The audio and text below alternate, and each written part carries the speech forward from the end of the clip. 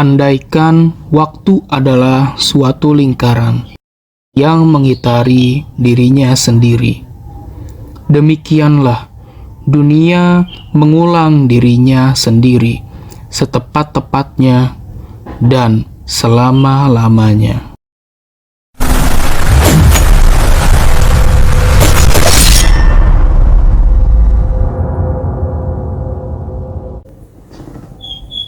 Assalamualaikum warahmatullahi wabarakatuh.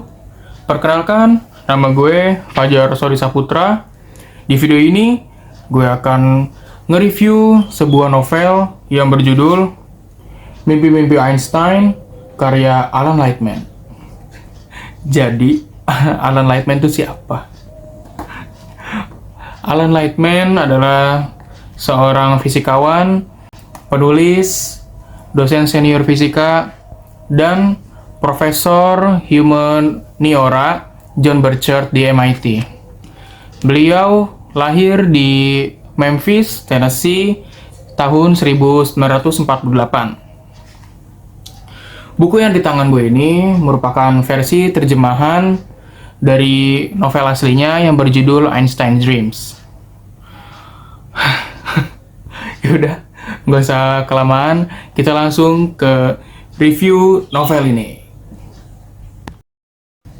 Oke, enaknya tuh kalau nge-review buku tuh awal-awal tuh dari fisiknya dulu nggak sih? Oke, yang pertama gue review dari covernya dulu ya. Menurut gue covernya ini desain covernya ini oke, simple, bagus. Terus juga warnanya tuh menurutku tuh nggak belentang-belentong gitu. Terus enak dilihat kan. Cuma sayangnya tuh ini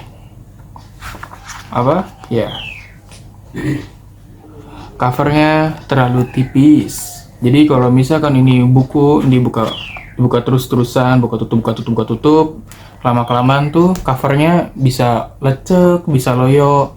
Nah itu bisa ngurangin keindahan dari cover bukunya itu loh. Kalau misalkan abis dibaca terus dipajang tuh kayak ada yang aneh gitu, ya kan?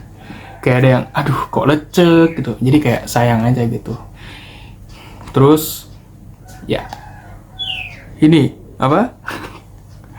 bukunya tidak terlalu tebal. Bagus untuk bagus buat kaum seperti saya yang kalau misalkan baru baca dikit itu udah bosen, ya kan. Jadi buku ini gampang dihabisin ya. Karena beneran loh, ini tuh lumayan tipis loh ini. Oke lah. Oke, kita lanjut ke identitas novel ini. Jadi novel ini judulnya Mimpi-Mimpi Einstein, karya Alan Lightman yang diterjemahkan oleh Yussi Avianto Parayanom dan diterbitkan oleh Kepustakaan Populer Gramedia yang bertempat di Palmerah Selatan 21, Jakarta. Buku ini merupakan cetakan ke-8 Februari tahun 2008. Tebal halaman novel ini ialah 154 halaman. Dan setelah ini kita langsung ke isi dari novel ini. Sekarang kita lanjut ke isi dari novel ini. Jadi novel itu mengisahkan tentang mimpi-mimpi luar biasa yang terkait dengan waktu yang berada dalam kepala Albert Einstein saat beliau hampir menyelesaikan teori relativitasnya. Novel ini berlatar di kota Bern, Swiss pada tahun 1905.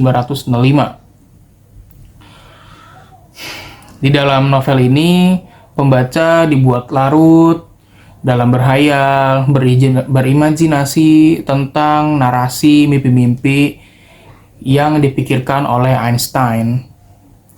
Lalu, dalam novel ini juga terdapat 30 kisah yang dimana kisah tersebut adalah mimpi-mimpi dari Einstein tadi. Terus juga di kisah-kisahnya tuh pembaca dibuat penasaran dan juga kebingungan. Terus juga di kisah tadi tuh juga banyak kejutannya, serius. Karena gue juga awalnya nggak expect waktu awal-awal baca buku ini, kirain tuh kayak biasa aja, ternyata oh begini gitu loh. Setiap babnya tuh beda-beda. Contoh dari mimpi-mimpi Einstein tadi itu ada mimpi tentang manusia yang hidup selamanya, tapi terjebak di dalam kehidupan yang monoton.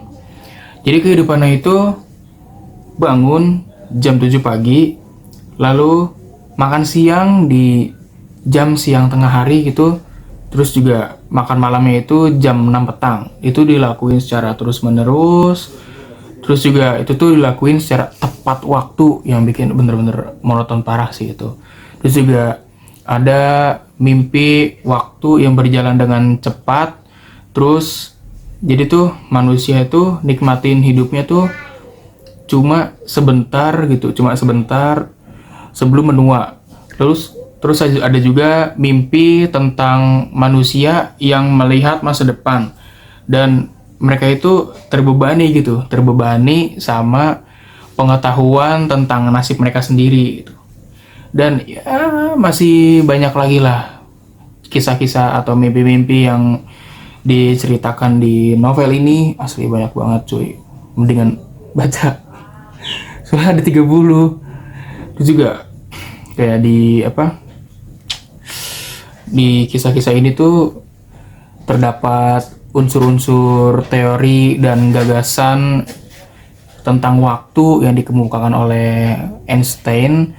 Terus juga jadi tuh si gagasan itu, si teorinya itu tuh dibalut dalam narasi cerita. Jadi pas kita baca itu narasi itu tuh bikin si pembaca itu mikir gitu loh. Jadi kita selain ngebaca novel, kita tuh diajak berpikir untuk memahami makna dari apa yang ditulis atau disampaikan dari novel ini gitu.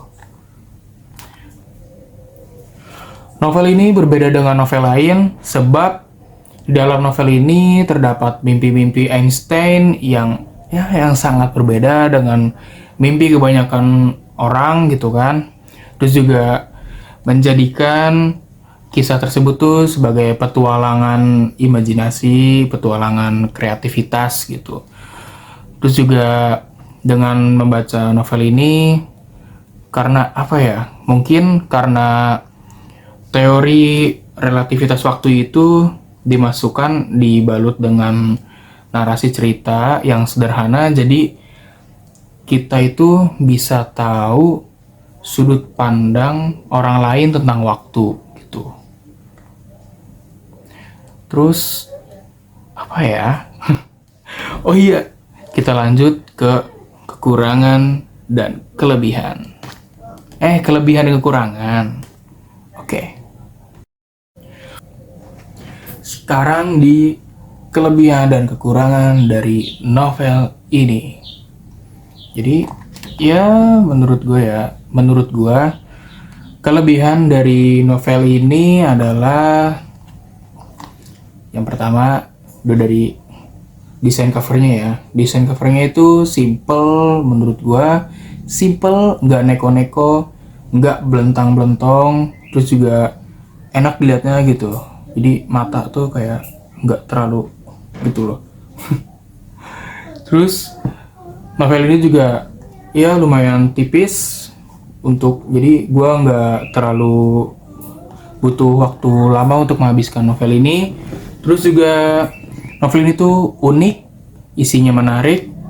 Terus selain kita terhibur dari membaca novelnya, kita juga mendapat wawasan serta pemahaman tentang teori dan gagasan relativitas waktu tersebut. Udah gitu tuh kayak ini novel tuh ngebantu buat buat ngasih pemahaman ke orang ke orang awam tentang teori relativitas waktu. Terus juga apa tuh? Jadi tuh buku ini serius. Ini cocok buat orang yang kepoan kayak Anda pengen tahu apa itu relativitas gitu kan.